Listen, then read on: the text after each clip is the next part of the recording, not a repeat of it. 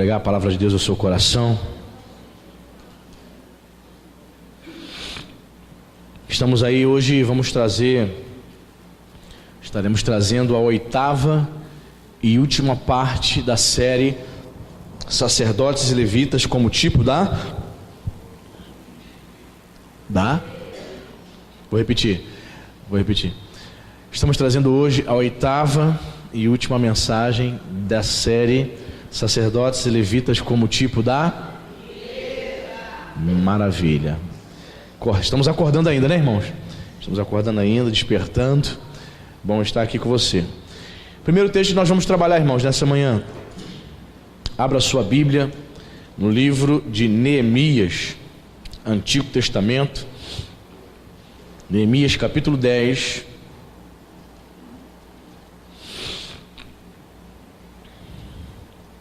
Neemias capítulo 10.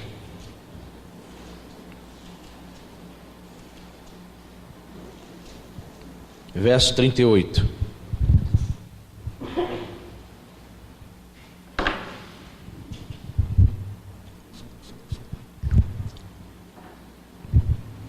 Você achou? Diz assim a palavra de Deus. Olha só que interessante. O sacerdote, filho de Arão, estaria com os levitas quando estes recebessem os dízimos.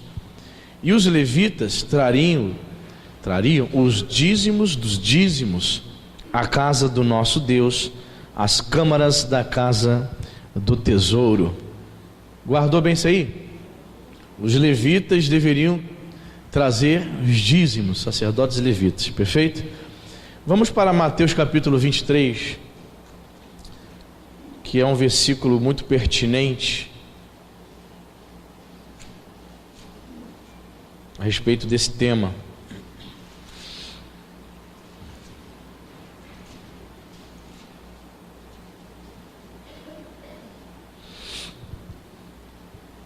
Mateus 23, você achou? Jesus falando sobre o dízimo, ó. Ele traz uma censura aos fariseus nesse texto, que ao mesmo tempo serve de ensino para nós, povo de Deus. Ele diz assim: ai de vós, escribas e fariseus, hipócritas, porque dais o dízimo da hortelã, do endro e do cominho, e tendes negligenciado os preceitos mais importantes da lei, que é a justiça, a misericórdia e a fé. Aqui está a chave do versículo. Devias, porém, fazerdes estas coisas, ou seja, praticar a justiça, a misericórdia e a fé, sem omitir os dízimos. Amém? Que interessante, você viu? No Antigo Testamento, os levitas traziam os dízimos. Se nós estamos dizendo que os levitas e sacerdotes são tipo da igreja, isso significa que a igreja deve dar o dízimo. E para fechar essa série, olha só que interessante. Você sabe que o tema dízimo é um tema muito polêmico, né? Muitos cristãos dizem que são cristãos, eles são contra extremamente o dízimo. Você vai ver canais de youtuber, pessoas se dizendo cristãs, evangélicas, tentando provar por A mais B que é igual a B ao quadrado, A mais B é igual a B ao quadrado, tentando provar que o dízimo foi algo restrito apenas ao Antigo Testamento. Interessante, um dia eu estava conversando com o bispo Vonei, e ele estava falando conversando comigo, ele falou assim, interessante, Abraão, ele deu o dízimo, e Abraão viveu antes da lei de Moisés, sim ou não? Não viveu?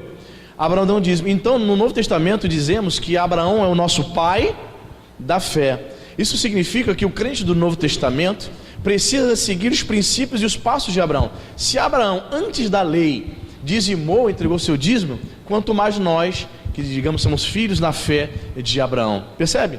Então o dízimo é uma prática que veio antes da lei. Então todas as pessoas que tentam provar que o dízimo ficou restrito dentro da lei mosaica se equivoca, porque os fariseus e os judeus, eles entregavam os dízimos, e os estudiosos dizem que quando Jesus se refere à entrega de dízimos de endro, hortelã e cominho, significava ali no contexto judaico as plantações mais, as ervas mais insignificantes da qual eles poderiam dar o dízimo.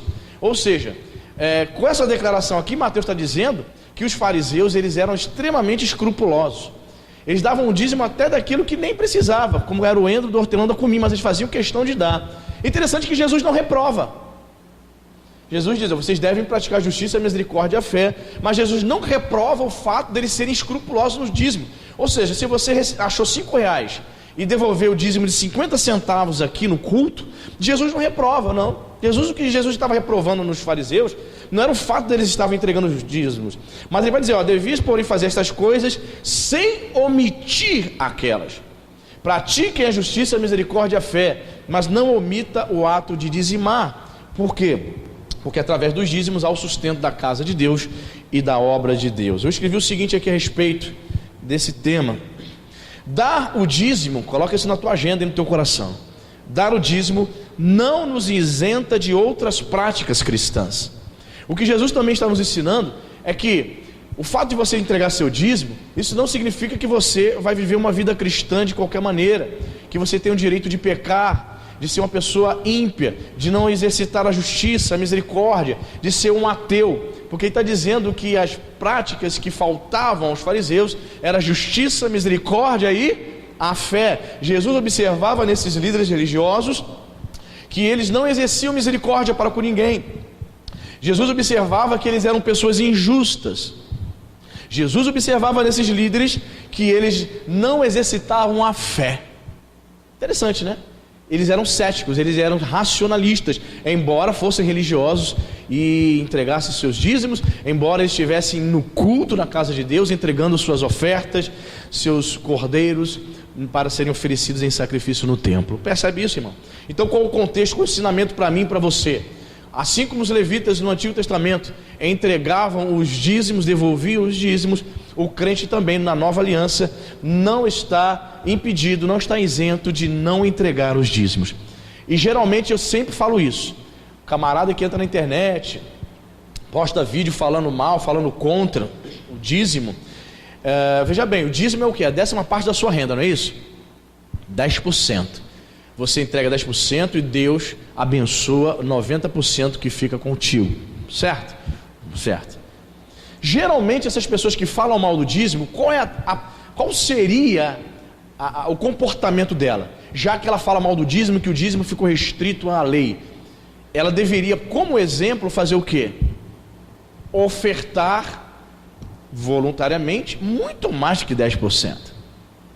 Já que ela condena o dízimo, então ela está dizendo que a oferta dela é muito mais do que isso. Nas entrelinhas, ela está dizendo que o que ela oferta para a obra de Deus ou para a igreja dela, se é que frequenta a igreja, geralmente são pessoas desigrejadas, não tem compromisso com nada. Ela está dizendo nas entrelinhas o seguinte: eu não dou o dízimo 10%. Ela estaria dizendo para mim o seguinte: eu dou muito mais do que isso. Eu duvido, irmão. A minha mãe usava assim uma expressão, minha mãe é nordestina, paraibana.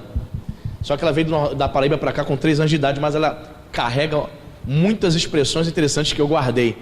Ela fala assim de vez em quando: eu dou minha cara a tapa se fulano fizer isso. Fulano não vai fazer. Ela usava muita expressão. Eu vou usar essa expressão: eu dou minha cara a tapa se esses camaradas que estão na internet falando mal de dízimo, se eles pegam metade do salário deles e entregam de oferta para sustentar alguma igreja, alguma obra missionária, algum missionário. Eu duvido. Tais pessoas são avarentas. E a minha Bíblia vai dizer que a avareza é idolatria. Paulo vai dizer isso. A avareza, ontem citando 1 Coríntios capítulo 6, versículo 10, para os irmãos do módulo 3, citamos aquele texto onde Paulo vai dizer que ficarão fora do reino de Deus sodomitas, efeminados, maldizentes, e ele inclui avarentos. Veja bem, na lista de pecados de Deus, o avarento que está dentro da igreja, para Deus, é igual ao sodomita. Deus não faz distinção não, irmão, isso é muito forte. A pessoa está dentro da igreja, mas ela não é gay, ela não é lésbica, não é pedófilo, mas na lista divina, na avareza que ela tem de segurar, de reter e de nunca se doar para o Senhor, ela está classificada na mesma condição, na mesma lista do maldizente, do efeminado, do sodomita. Isso é forte, irmão. Não é forte? Pois é, mas não foi o pastor Anderson que inventou a epístola aos Coríntios não, tá? Foi o Espírito Santo que deixou registrado isso para o nosso aprendizado. Então, queridos, Não tente muitas vezes substituir. Existem alguns crentes que se equivocam, eles dão um dízimo muito alto na igreja. Pessoas empresárias, pessoas que ganham muito bem, camarada é juiz, né? Você sabe que juiz ganha aí, em média R$30.000, mas alguns auxílios. Existem juízes que ganham aproximadamente, irmão, R$100.000 por mês. Esse é um baita salário para um país onde o salário mínimo é R$1.000, né? Imagina você ganhando R$100.000 por mês e você é crente. Você vai entregar seu dízimo de 10 mil. Não dá nem para trazer no envelope. Normalmente o pessoal transfere para a conta da igreja. Pastor, me dá a conta da igreja. Transfere automaticamente 10 mil, irmão, de dízimo. O camarada é empresário, ele tira um prolabore mensal de 40, 50 mil para ele. Ele vai dizimar R$5.000. Ele normalmente presta um cheque. Percebe? E muitas vezes o camarada, por achar que está entregando um dízimo, ele sabe que talvez seja o dízimo de maior valor na comunidade dele. Muitas vezes ele acha que pode viver uma vida ímpia, acha que pode ser uma pessoa injusta, acha que pode ser uma pessoa sem misericórdia e acha que pode ser um ateu. Porque a crítica de Jesus aos fariseus é porque eles não tinham o quê? Justiça, misericórdia e fé. Se você não tem fé, você é um ateu. O meu justo viverá pela fé, diz a palavra de Deus. Amém? Então, primeira tipologia que aprendemos aqui, irmãos, nessa manhã: levitas e sacerdotes também dizimavam. Se eles são um tipo da igreja, a igreja na nova aliança também deve dizimar ao Senhor. Amém, queridos? Muito bem. Segundo texto, abra em Ezequiel 44.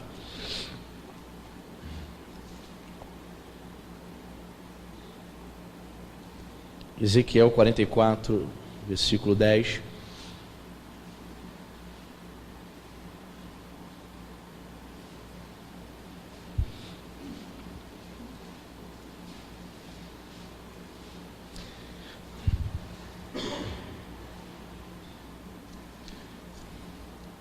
Ezequiel 44, versículo 10. Você achou?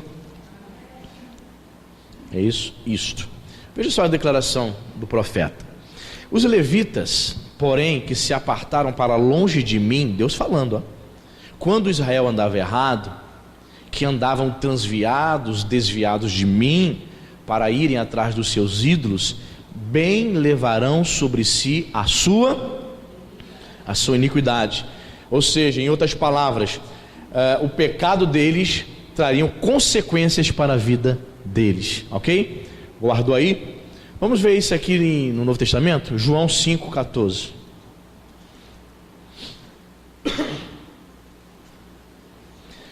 Nem todo levita era santo. Muitos levitas se desviaram. Você está vendo aqui uma declaração do profeta, né? Muitos seguiram os ídolos, muitos se transviaram e levariam sobre si seus pecados. Veja só que declaração interessante no Novo Testamento. Jesus, num texto muito conhecido nosso, João 5,14, olha a declaração de Jesus para o paralítico que ele havia curado. João 5,14.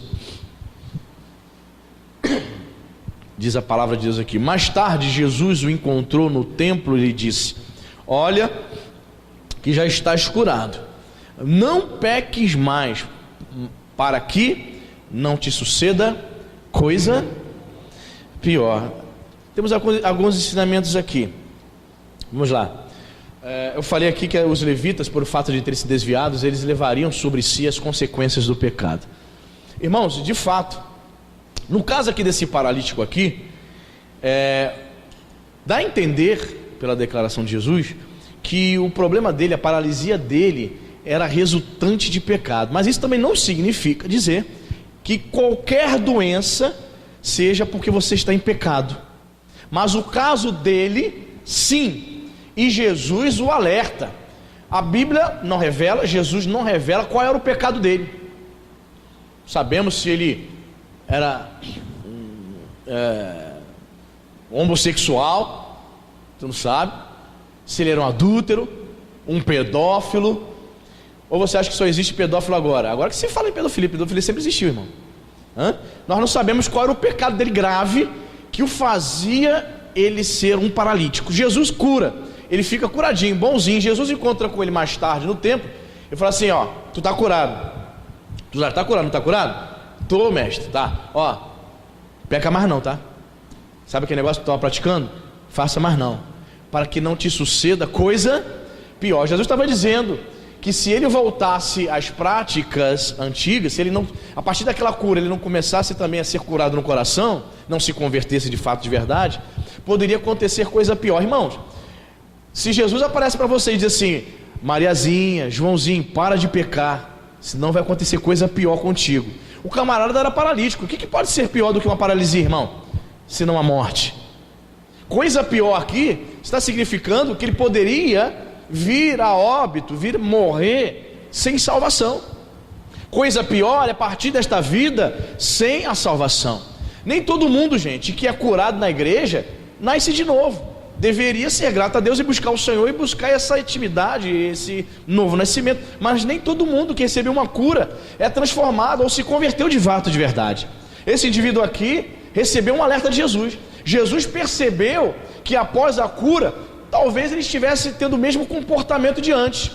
Adverte o indivíduo e diz: ó, vai, não peques mais, tá? Jesus poderia ter dito isso no momento da cura, não poderia ter dito?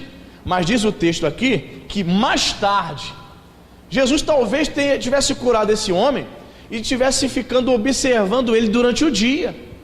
Quem sabe Jesus não observou durante o dia que ele não demonstrava nenhum comportamento de transformação. Havia recebido a cura, mas ele não havia mudado aonde? No interior. Diz o texto que mais tarde, depois, horas depois ou no fim do dia, quem sabe, Jesus chega até ele e dá um recadinho para ele: tu foi curado, não foi, meu? Para de pecar. Tem tanta gente na igreja que recebe bênçãos, né, uma cura, mas ela continua com mágoa no coração, continua sem perdoar, continua no erro. E, irmãos, existe muitas vezes uma desculpa esfarrapada de muitos crentes, dizendo: ah, eu sou pecador mesmo. Você já viu já? Camarada que não consegue se libertar do pecado, ele muitas vezes, para dar aval ao erro dele, ele vai ficar tentando se convencer e a outros: não, eu sou fraco mesmo, Deus tem misericórdia de mim. Isso é papo fiado, irmão. Papo de quem não quer crescer espiritualmente, papo de quem não quer desenvolver, que não quer se libertar, que já está acostumado com seus pecados e não quer lutar contra eles, irmão. Conversa fiada, morreu carambola. Está entendendo, querido? Que papo é esse? Jesus está dizendo: rompa com o pecado. Jesus não diz para ele: olha, você foi curado, né? Se você conseguir, anda na minha presença. Se você conseguir, tenta deixar esse pecadinho aí, paralítico ou ex-paralítico. Não, pare de pecar. Pare de pecar, senão vai te acontecer coisa pior. Tem muita gente que recebeu uma bênção, recebeu uma cura dentro da igreja, mas não muda. Não muda, é a mesma arrogância de sempre, a mesma maldizente fofoqueira de sempre, é a mesma pessoa amargurada de sempre, tem mágoa, tem raiva de todo mundo está errado, os parentes estão errados, os vizinhos estão errados, os irmãos estão errados, o pastor está errado, só ela que está certa. Mas ela mesma não reconhece seus pecados e não para de pecar. A ordem de Jesus é: não peques mais, para que não te suceda coisa pior. Os levitas haviam se desviado. Eles levavam sobre si as consequências do pecado. Pois é, irmãos, se o indivíduo não se converter, ele leva sobre si as consequências do pecado dele. E pode haver sim coisa pior. E na minha concepção, e de muitos teólogos, coisa pior se refere a partir desta vida sem Jesus, sem verdadeiramente ter nascido de novo. Quem está entendendo? Muito bem. Terceiro texto, Salmo 115, versículo 12.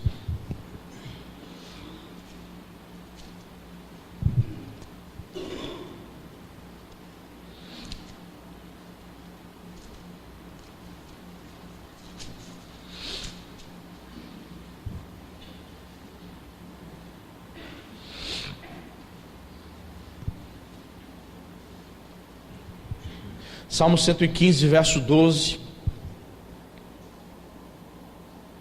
uma declaração dos sacerdotes: de nós se tem lembrado o Senhor, Ele nos abençoará a casa de Israel e abençoará a casa ou seja, a bênção do Senhor estaria sobre sacerdotes e levitas, a casa de Arão, perfeito? Guardou isso? A bênção de Deus sobre os levitas. Efésios capítulo 1, versículo 3. Você vai ver essa declaração na nova aliança se cumprindo na igreja. Efésios 1, 3.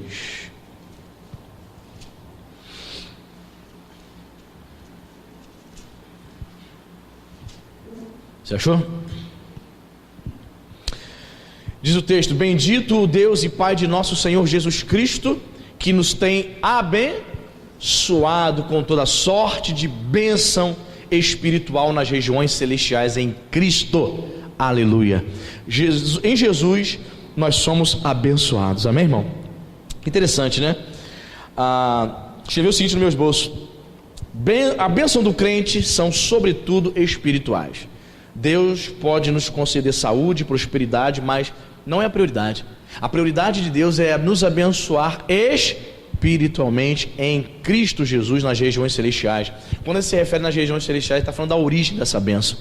As bênçãos do Senhor são espirituais, perfeito?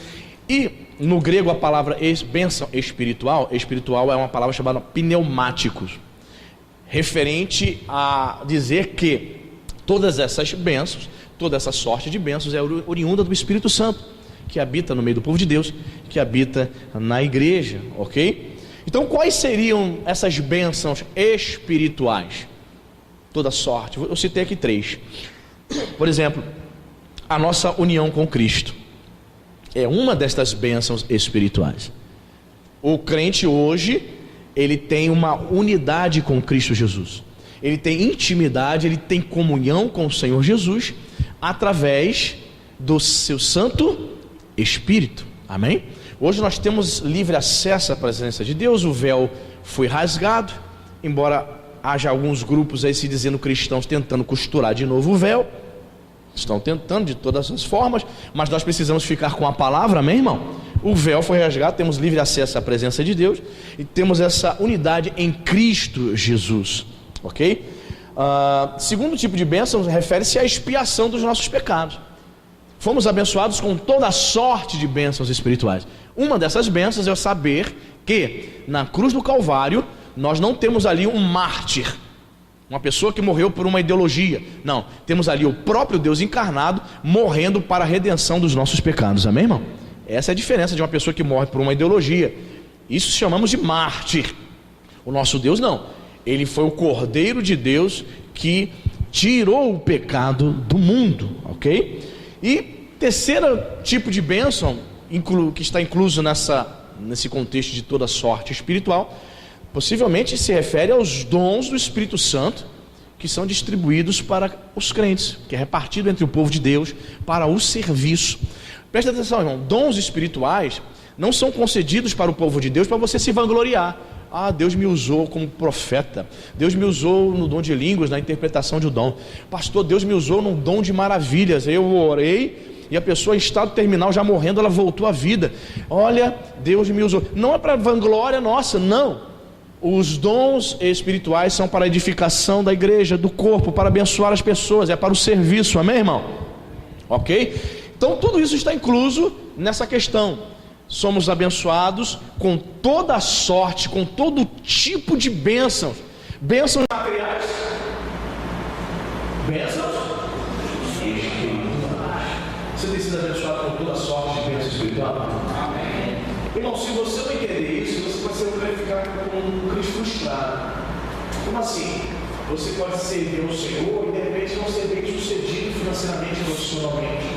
Quem sabe você tenha aceitado Jesus na sua vida, já na terceira idade, já com uma certa idade avançada. Aí você olha para trás e você vê que você não estudou, você não conseguiu se profissionalizar. Você olha para trás e você não conseguiu construir sua casa própria.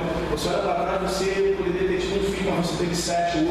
Aí você encontra dificuldade, até mesmo para progredir, para avançar, para ter uma condição melhor. E você está vendo que a idade está chegando e não vai ter essa condição melhor mesmo. E aí, qual vai ser o seu contentamento? E aí, qual será a tua satisfação? Se for as questões materiais, você vai ficar frustrado. Você vai ficar chateado com Deus. Deus me dá nada.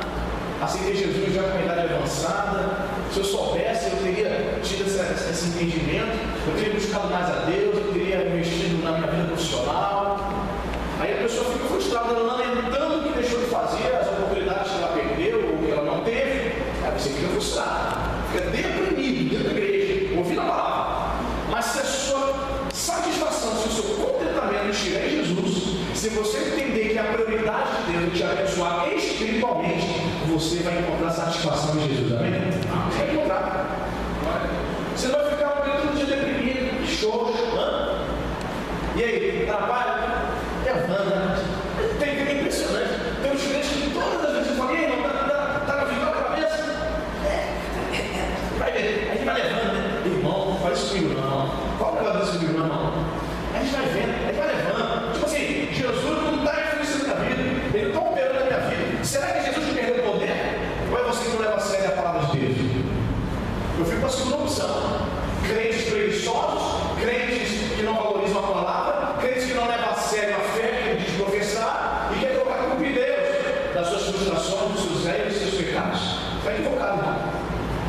Totalmente equivocado. Nós não podemos culpar a Deus das nossas frustrações.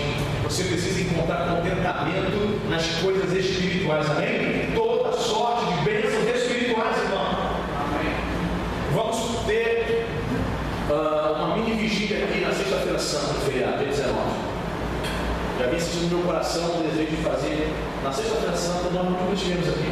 Vamos ter pela primeira vez uma mini vigília de 8 horas da noite até Jesus. Até Jesus voltar, mas até Jesus quiser. Até mais 11 horas, 11 e pouco. E na oportunidade, nós estaremos no ministrando a Santa Ceia. O que eu estou pedindo para a igreja? Pedindo aos irmãos, você que tem um problema de saúde, que pode fazer um jejum, apregar um jejum durante essa sexta-feira. Que horas eu não sei, você vai ver agora para você.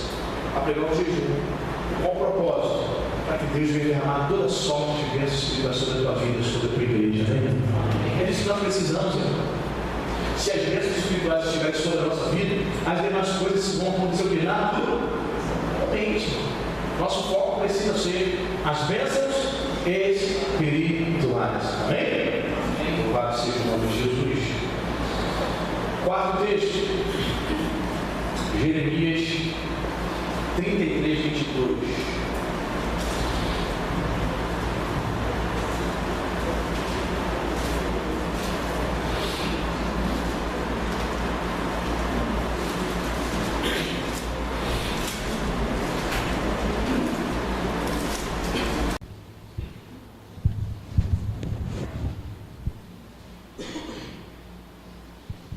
Jeremias 33, é isso? É, 33, 22, você achou? Olha que interessante. Como não se pode contar o exército dos céus, né? Pode se referir às estrelas, nem medir-se a areia do mar, assim tornarei incontável a descendência de Davi, meu servo, e os levitas que ministram diante de mim. Uma promessa aqui de que a descendência dos levitas seriam numerosos, certo? Guardou no coração? Beleza. Vamos para Atos 9, 31.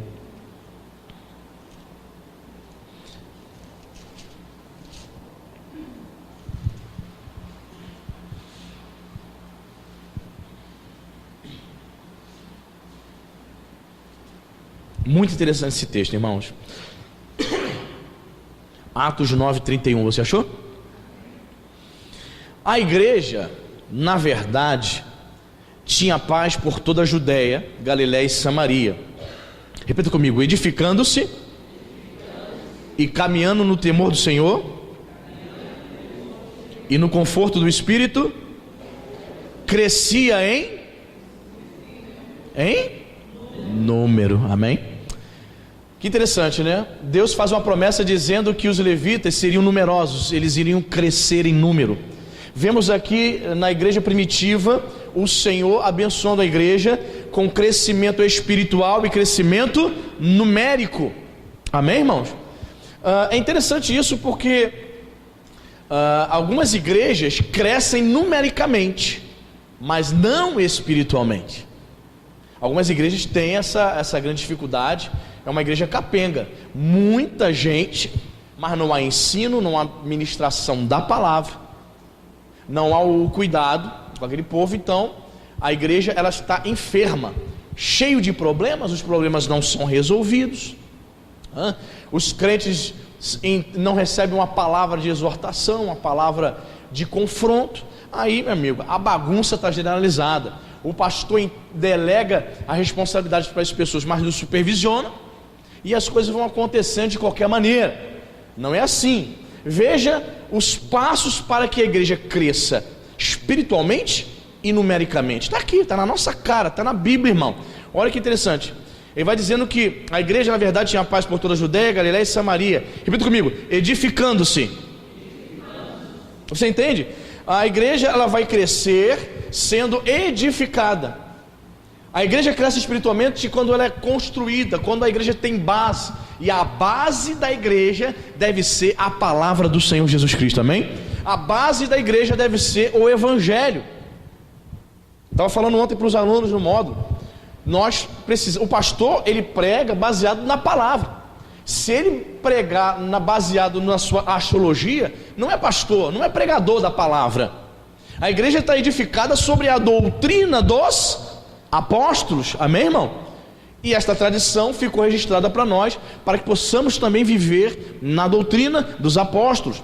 O que é a doutrina dos apóstolos? É a decodificação do evangelho pregado por Jesus Cristo. Amém, irmão? Você está entendendo isso? Então a igreja precisa ser edificada. A igreja precisa de base, ser construída. Vamos construir uma igreja saudável. Por que as igrejas bíblicas demoram mais a crescer numericamente? Porque o evangelho verdadeiro está sendo pregado.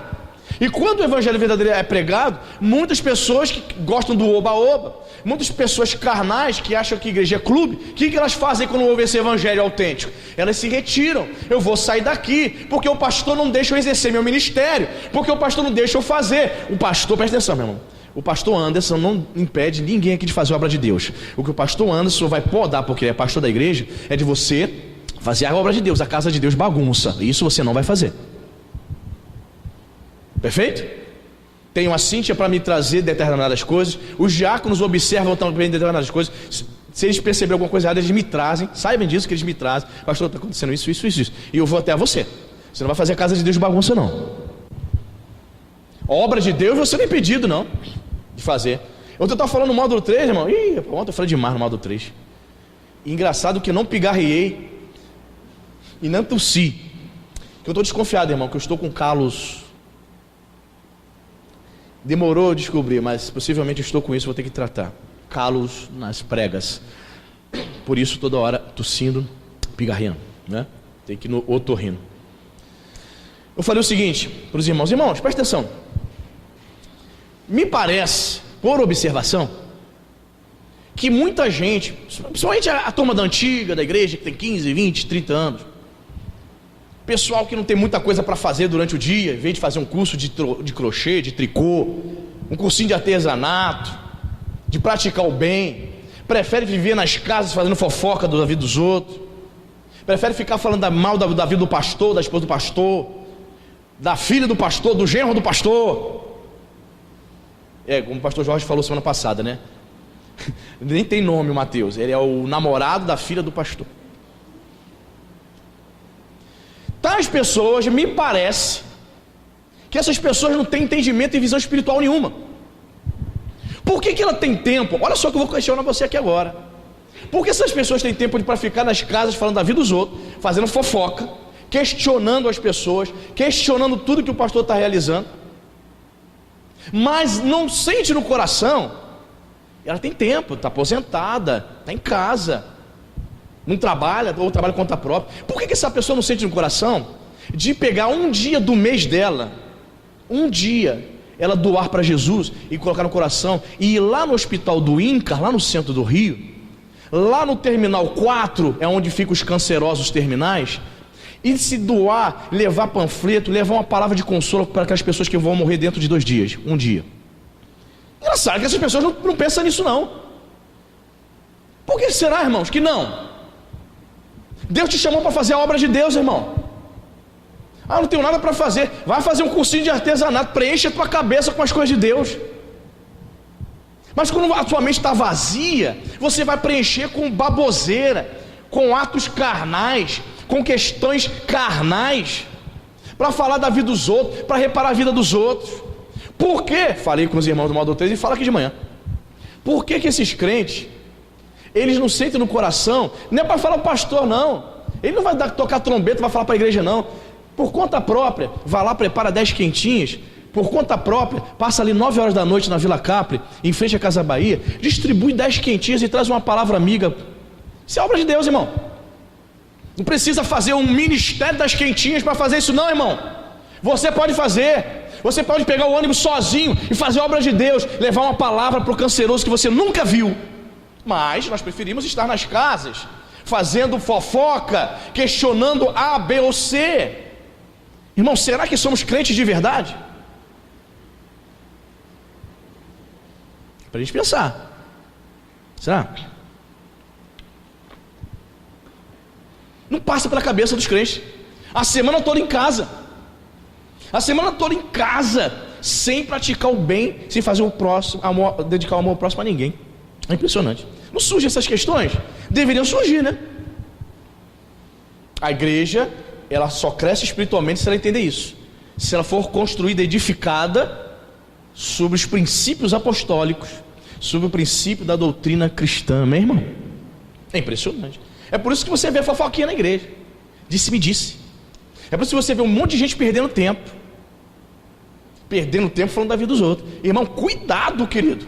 Satanás está se andando com algumas pessoas aqui, eu tenho percebido. Eu estou orando por elas. Estou orando por elas. Mas, será que elas querem? Será que elas querem mudança? Será que elas querem se arrepender? Só estou de olho. Insiste em viver na desobediência e acha que eu não estou sabendo de nada. A igreja cresce espiritualmente quando ela é edificada, irmão. Segundo, aí entra essa questão que eu estou falando aqui, ó, e caminhando no temor do Senhor. Sem temor não existe igreja, existe bandalha, existe, sabe, qualquer outra coisa, menos igreja. Característica da igreja que está crescendo espiritualmente é quando ela manifesta o temor. O pastor fala e a pessoa obedece. O pastor fala, isso, irmão, é isso, isso, isso.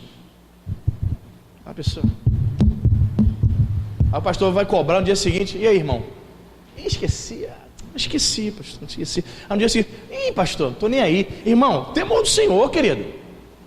Você recebe uma ordem, uma incumbência do servo de Deus e deixa para lá? Da mínima. Isso significa o valor que você está dando às coisas de Deus. Isso é um reflexo. Por quê? Porque você só dá atenção àquilo que você valoriza. Você não dá atenção para as coisas que você não valoriza. Se você ama a sua igreja, você valoriza a sua igreja, você vai dar atenção para a sua igreja. Se você não ama a sua igreja, não ama esse ministério, não respeita o pastor Anderson, você não vai dar a mínima para essa igreja, nem para o pastor Anderson. Então, quando o pastor Anderson falar e pedir, você, ó, falta-lhe temor. Uma igreja, ela só está crescendo espiritualmente quando você vê o que? Temor no seio da igreja. Pessoas obedecendo, pessoas fugindo de fofoca, pessoas fugindo de atrito, de contenda, fugindo de disse-me-disse, procurando temer a Deus. Você está entendendo isso, irmão? Edificando-se, edificação, caminhando no temor, e o que diz aqui? No conforto do... Esse termo conforto, lá no grego, significa encorajamento. Conforto, consolo, encorajar, né? O paráclesis, paráclito. Então vamos lá. Uma igreja espiritualmente saudável, ela precisa estar sendo edificada na doutrina dos apóstolos. Ela precisa demonstrar que está temendo ao Senhor, o que está sendo pregado ela obedece. Em terceiro lugar, esta igreja está sendo encorajada pelo Espírito Santo. Quando isso acontece, o quarto e último ponto ocorre naturalmente. Aí diz o texto, crescia em... O que está escrito aí, irmão, na sua Bíblia? Crescia em número. Então uma igreja deve crescer. Uma igreja pode e deve crescer numericamente, mas ela precisa também, simultaneamente, crescer espiritualmente. Existe um livro chamado A Igreja Desviada, do pastor Charles Swindoll, também conhecido nos Estados Unidos como pastor Chuck. Para quem não sabe, Chuck é apelido de Charles, né? Pastor Chuck, ele conta no livro A Igreja Desviada, é um livraço, recomendo você ler. A capa do livro tem a foto de um prego torto, muito interessante. Ele diz que ele estava fazendo um estudo bíblico em determinado lugar, a época da vida dele, nesse lugar, e esse estudo bíblico foi crescendo.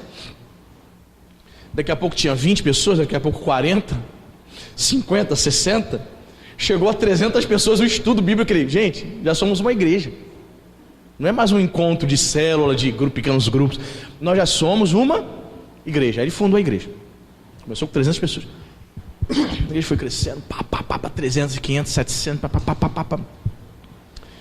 e ele percebeu que no início desse ministério, ele deixou algumas coisas correr frouxo, e a igreja foi crescendo numericamente, sem ser edificada, sem caminhar no temor do Senhor. Chegou uma fase, com muitos membros, que o Espírito Santo cobrou dele, que o pastor é cobrado pelo Espírito Santo, sim ou não? Algumas coisas acontecendo na igreja, o Espírito Santo mostra, está errado, corrige isso aqui, fala com ela, fala com ele, diga para ele deixar de fazer isso, endireita, conserta aqui. O Espírito Santo vai cobrando o pastor. Irmãos, e quando o Espírito Santo cobrou do pastor Charles Swindoll, que a igreja tinha tomado um rumo, ele falou que se viu como um capitão do navio, de frente para uma tempestade, tentando tirar o navio com milhares de pessoas, é como o Titanic, tentando desviar do iceberg. E ele tomou uma decisão. Ele não dá detalhes no livro o que aconteceu e as decisões que ele precisou tomar, ele não dá detalhes, ele só diz que chegou para a igreja lotado, a partir de hoje é isso, o Espírito Santo nos leva a fazer isso. Ele cortou um monte de coisa, fez um monte de mudança, Pois é, irmão, a igreja rachou no meio.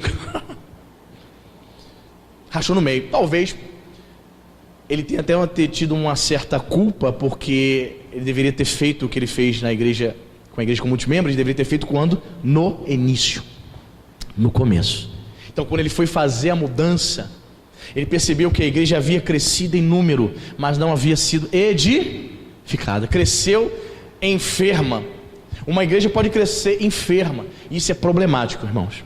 Mas quando uma igreja é edificada, caminha no temor do Senhor, ela é consolada, encorajada pelo Espírito Santo, o que nós observamos? Observamos que ela cresce, mas não tão rápido. Agora, irmãos, vamos fazer 9 anos agora em junho, agora que ultrapassamos a quantidade de 100 pessoas frequentando esse lugar. E você sabe, e eu sei, que essas 110 pessoas aproximadamente que estão frequentando aqui, muita gente não se converteu, muita gente não nasceu de novo. Alguns nasceram de novo, como os crentes de Corinto, contudo, são extremamente carnais, são extremamente imaturos. São essas pessoas que são as mais problemáticas, que trazem mais problema para o corpo. E obviamente a gente vai pastoreando, vai podando, vai direcionando, vai encorajando no Espírito Santo. Então, queridos, note bem, a igreja, em resumo, a igreja deve crescer. Há 2 tipos de crescimento: é o crescimento espiritual e o crescimento numérico. A igreja pode crescer? Pode. Pode crescer? Pode. Deve crescer? Deve. Todavia, ela precisa espiritualmente, simultaneamente crescer também. Amém, irmãos? Então vimos aqui o cumprimento dessa tipologia, da mesma maneira como os sacerdotes e levitas receberam a promessa do Senhor de que a sua descendência seria numerosa. Os crentes, a igreja também cresceriam, seriam numerosos. Amém, irmão? Muito bem. E o último texto, para a gente poder participar da ceia, está em 1 Crônicas 23.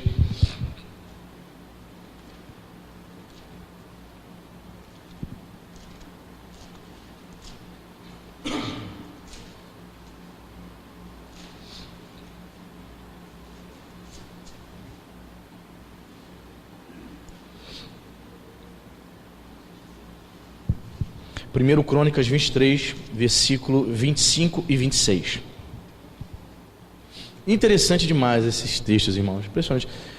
Eu não sei quanto a você, mas para mim foi muito edificante estudar essa questão aqui dos levitas aqui, todos esses textos aqui, pesquisar, se aprofundar. Para mim foi muito edificante. Olha só que interessante esse último texto dessa série. 1 Crônicas 23, 25, né? Diz a palavra: porque, disse Davi, o Senhor Deus de Israel deu paz, algumas versões dizem deu descanso. Deu paz ou descanso ao seu povo e habitará em Jerusalém para sempre. Assim, os levitas já não precisarão levar o tabernáculo e nenhum dos utensílios para o seu ministério. Temos aqui um texto onde Deus concedeu paz a seu povo, concedeu paz ou descanso, é o termo no original, descanso aos levitas. Em que sentido? Eles não iriam mais trabalhar carregando mais o tabernáculo e nenhum utensílio mais do tabernáculo. Deus deu descanso. Vocês não vão mais fazer determinadas coisas. Aí a versão atualizada diz que Deus deu paz, um período de descanso. Guardou no coração isso? Levitas recebendo de Deus o descanso. Abra em Hebreus 4:9.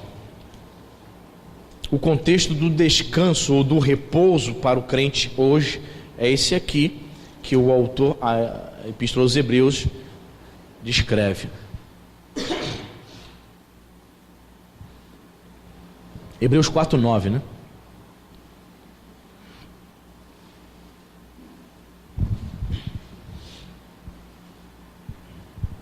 Você achou? Portanto, resta um repouso, um descanso para o povo. É interessante que a palavra no original grego aqui é uma palavra chamada sabatismos, que é uma referência ao Shabat, ao sábado. Então, literalmente você poderia traduzir: resta um repouso, um descanso sabático. A que o autor está se referindo aqui, irmãos? Claro que é uma referência ao mundo vindouro, é uma referência à eternidade. Este repouso eterno é encontrado somente em Cristo, somente em Jesus.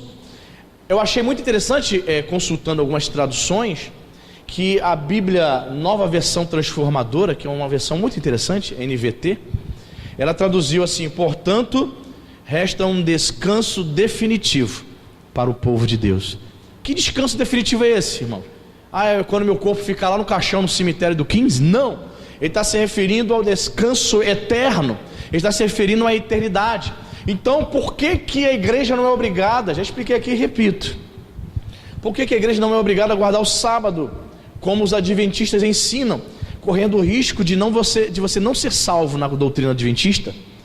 Eles dizem que absurdo, né?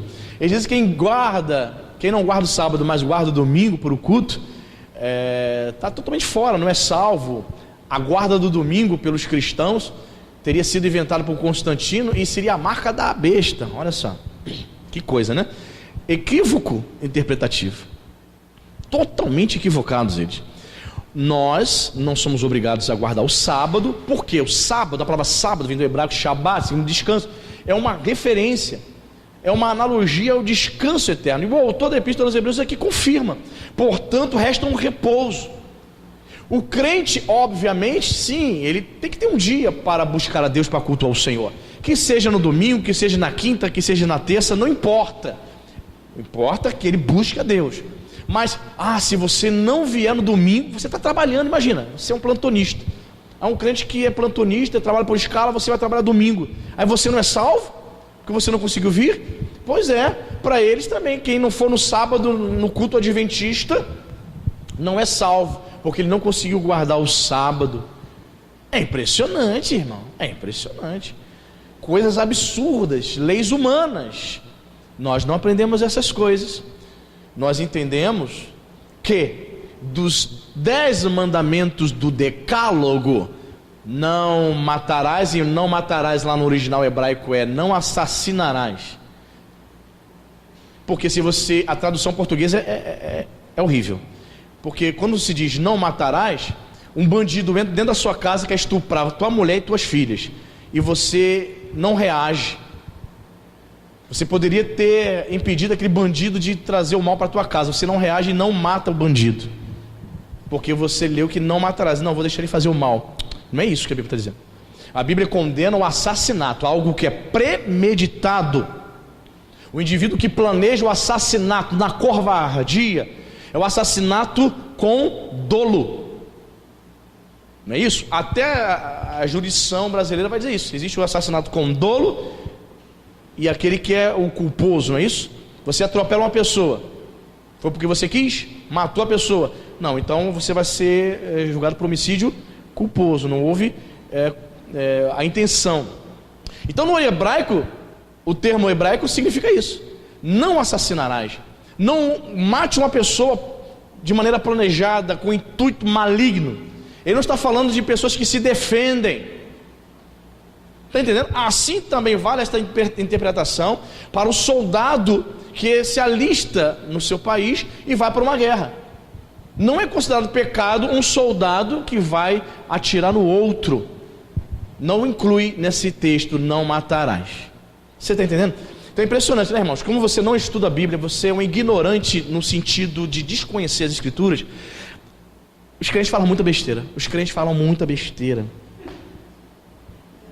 Meu Deus do céu. Falam muita besteira. E detalhe, não é porque ele não fez uma faculdade de teologia, não, irmão. Tem muita gente aí que tem pouco estudo, mas ela se dá o trabalho de pesquisar. Mal tem o 2º grau, mas ela se dá o trabalho de pesquisar, de estudar a palavra. Ela não sabe, ela anota, pergunta ao pastor. Ela vai pesquisar em fontes seguras. Mas a pessoa não é humilde, não pergunta. A pessoa foge de todos os módulos da igreja. Vê se tu está vendo ela no culto de ensino da sua igreja. Tu não vê ela aqui? Aí você vai ver ela falando um monte de asneira. É preguiçosa, é omissa, não valoriza o aprofundar-se na palavra de Deus. Então ela vai falar um monte de tolice. Então você está vendo os últimos tempos, muita gente falando besteira, porque negligencia o aprofundar-se na palavra de Deus. Então temos aqui, irmãos, esse último cumprimento, essa última tipologia. Você entendeu? Os levitas teriam que um descanso. Os levitas não vão mais carregar o tabernáculo. Ó, uma folga para vocês. Que interessante, né? E nós, como igreja, teremos um repouso. Resta um repouso sabático, uma referência ao descanso eterno. Como falei, dos 10 mandamentos, lá no Decálogo, não matarás, não cobiçarás a mulher do próximo, etc. Dos 10, 9 se repetem no Novo Testamento. Você sabia disso? Dos 10, 9. Paulo vai dizer, ó, honra pai e mãe. Paulo vai dizer, olha, você não pode, né, cometer homicídio. Paulo e os outros apóstolos vão dizer, vão se repetir. Mas o único mandamento que você não vê Paulo descrevendo como obrigatório para a igreja, para os gentios, qual é? O 4º mandamento, que foi restrito para Israel, que é a guarda do Shabat, a guarda do sábado. Você está entendendo isso, irmão? Amém? Que Deus possa abençoar a sua vida através dessa série. Deus possa ter abençoado a sua vida em nome de Jesus. Amém?